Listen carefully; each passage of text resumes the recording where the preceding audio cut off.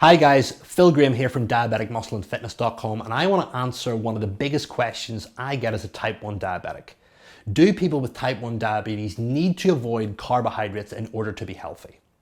Well, the answer to that really depends on a number of factors.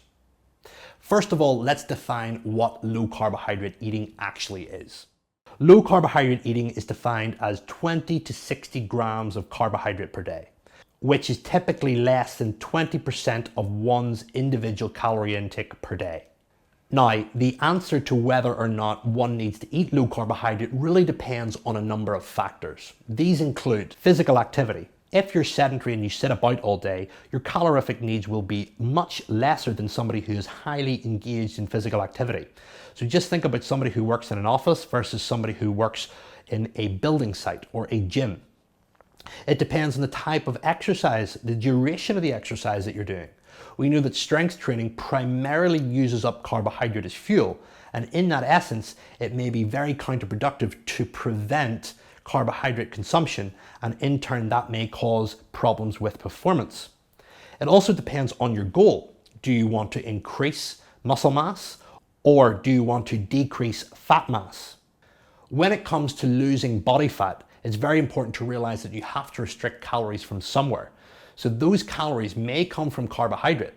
When you're trying to gain mass, of course you can afford to eat much more carbohydrate than you would do if you were trying to lose body fat. And it works out as a perfect delivery mechanism for extra calories that you may need for performance and growth. There are a number of proposed benefits of going low carbohydrate with type 1 diabetes. Now let's look at them individually. First of all, glucose, or carbohydrate itself, is one of the main influencing factors when it comes to blood sugar. So, the ideology behind going low carbohydrate means that there's less chance of glucose increasing blood glucose levels and causing hyperglycemia. So the risk of hyperglycemia is lower.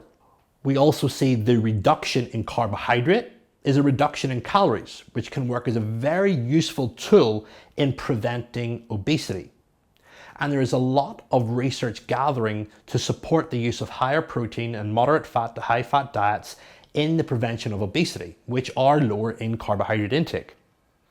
We also have to look at the reduction of carbohydrates, resulting in the reduction of the use of exogenous or injectable insulin, which limits the potential for hypoglycemia.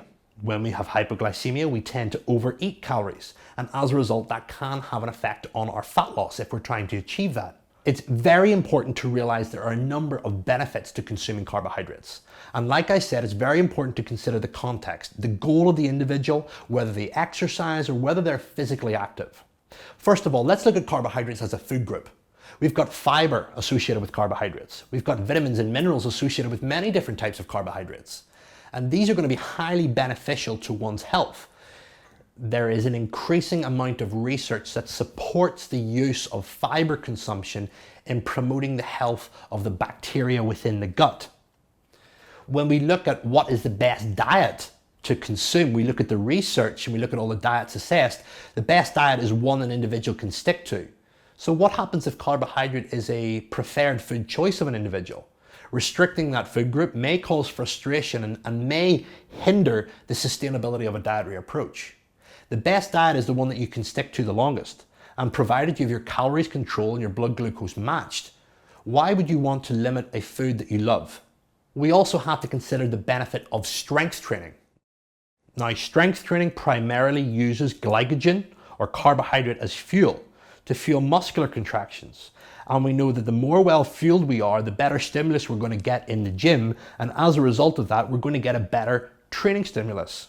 So as you can see, guys, it's very important to consider the context of carbohydrate consumption before you make any hard, rash decisions. What is your activity? What is your goal? All those kinds of things come into play. So let's look at a couple of take-homes. If you're sedentary and you sit about all day, there's a high probability that you would be wise lowering your carbohydrate intake, monitoring your calories much more tactfully than you would do if you were very physically active. The reason for that is simple. Carbohydrates are very, very easy to overeat. They're often combined with fats, salts, and protein. So they're very palatable, and they can dramatically increase calorie consumption. And we know that being in an excess calorie level or a calorie surplus above and beyond our needs is the main reason behind fat gain. And fat gain, unwanted fat gain to the point of obesity, is of massive detriment to our health. It interferes with everything. And from a diabetes perspective, it compounds the problem. If you're overweight, you may want to limit calories from carbohydrates. And the main reason for that is simple. Again, like I said, carbohydrates are easily overeaten. They don't tend to fill us up. And there's plenty of research to support the use of higher protein diets in reducing appetite and supporting the prevention of obesity. Another fact that you might want to reduce carbohydrates is if you are trying to manage your costs with medication.